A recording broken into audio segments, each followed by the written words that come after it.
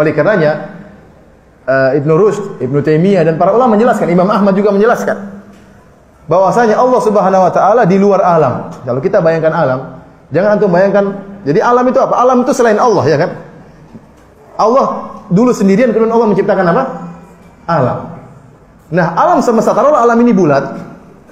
Taruhlah alam ini bulat. Maka di manakah Allah? Allah berada di luar alam. Di luar alam itu bukan tempat. Nah, kalau ada tempat namanya masih apa? Masih bagian dari alam.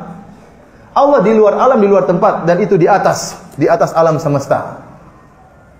Di manakah itu? Tidak di mana-mana. Artinya Allah ke arah atas dan Allah tidak di suatu namanya ruang hampa, enggak ya. Allah pokoknya di luar alam. Segala tempat yang kita takdirkan, yang kita pikirkan itu bagian daripada alam. Setelah alam ada Allah Subhanahu wa taala. Allah di luar alam. Muncul satu ajaran membawa kefahaman agama, kefahaman baru. Ya. Katalah muncul, dia kata Tuhan itu bertempat.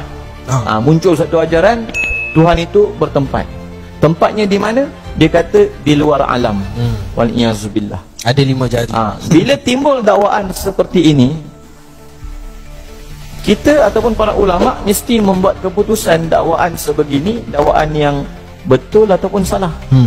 Maka mana kita nak rujuk? Ya, dalil Quran Sunnah, apa kita panggil dari nakli, dari akli, itu perbahasan para ulama. Tapi nak dari sudut undang-undangnya, bagaimana kita nak rujuk? Dengan ada definisi Ahli Sunnah wal Jamaah Asy'ariyah dan Maturidiyah. Sebagai contoh, di sisi Ahli Sunnah wal Jamaah dengan sifat 20, Allah itu mukhalafatuhu lil hawadis, maha suci daripada bertempat. Sifat makhluk bertempat, Allah tidak bertempat. Allah qiyamuhu binafsih, wujud Allah ni wujud yang tak berhajat kepada yang lain, tak berhajat pada tempat, tak berhajat pada masa. Allah wujud dengan dirinya sendiri. Jadi kalau kata wujud dengan bertempat, bertentangan dengan qiyamuhu binafsih, bertentangan dengan mukhalafatuhu lil hawadis. Kemudian wujud Allah ni wujud wahdaniyat. Allah ini wahdaniyat esa pada zat, sifat dan juga pada af'al. Jadi kalau kata Allah itu bertempat, maknanya Allah tidak wujud pada zatnya, dia tidak pada zat dan sifat, dia tak esa, tidak wahdaniyah. Tidak wahdaniyah. Sebab tu tuan-tuan, kita kata orang yang kata Tuhan itu bertempat, sama ada dalam alam, luar alam. Sebab dalam alam pun tempat, luar pun tempat, atas pun tempat, bawah pun tempat. Jadi mereka ni duk kata Tuhan di luar alam, di atas alam.